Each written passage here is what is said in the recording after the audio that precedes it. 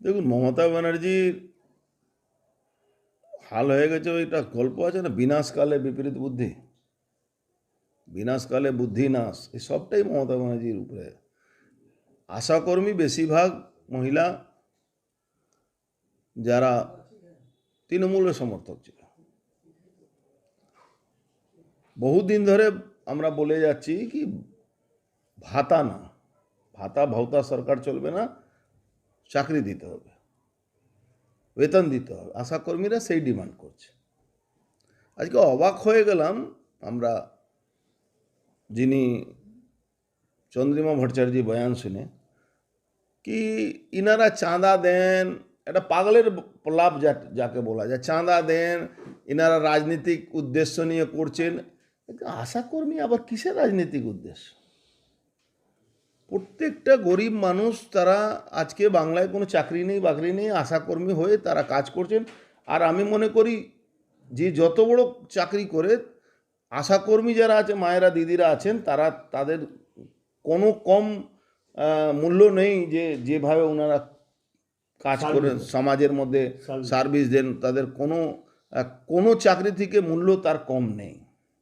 কিন্তু তারা বরাবরই ভাতা পেয়েছে, ভাতার নাম করে। এবার তাদেরকে ডাকা হলো আজকে 21 তারিখে, কি আসুন আপনারা ধরুন কথা হবে। আজকে নির্লজ্জ সরকার, মমতা সরকার সারা বাংলায় যেখানে তারা আসার জন্য দৌড়চ্ছেন কাল থেকে, তাদেরকে আটকে দেওয়া হচ্ছে। এটা কি অধিকার আছে?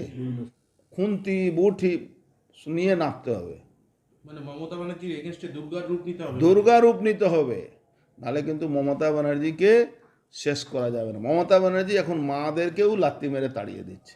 মমতা ব্যানার্জি বুঝে নিয়েছে ওর ইশারায় জেহাদিরা সারা রাস্তায় আন্দোলন করছে, তার জন্যে এখন মাদেরকে নামতে হবে।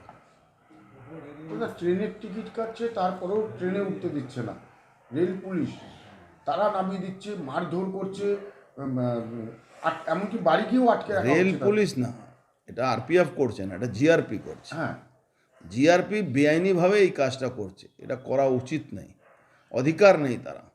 মায়েরা কেন উগ্রভাবে এদের প্রতিবাদ করছে না? কেন পাথর নিয়ে তাড়া করছে না? কেন ওই খুন্তি নিয়ে বাড়ি থেকে বেরোচ্ছে না? এই সরকারকে না তাড়ালে, এই সরকার ভাবছে সবাই ভয় পেয়েছে, মমতা পুলিশকে সবাই ভয় পায়। এই মমতা পুলিশ সত্যিকারে বেশিরভাগ যারা আছে ওই ওবিসি এ সার্টিফিকেট নিয়ে সব মুসলমানদেরকে ভর্তি করে দিয়েছে, তারা এইসব মারধর করে।